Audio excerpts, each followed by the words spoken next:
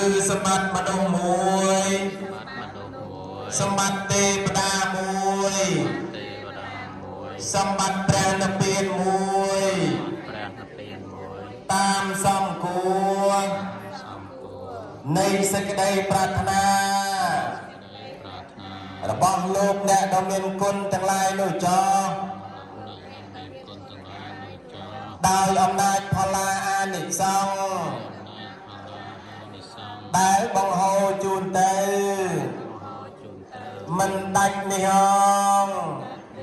អស់វរៈ2 ដងផងអស់វរៈ3 ដងផង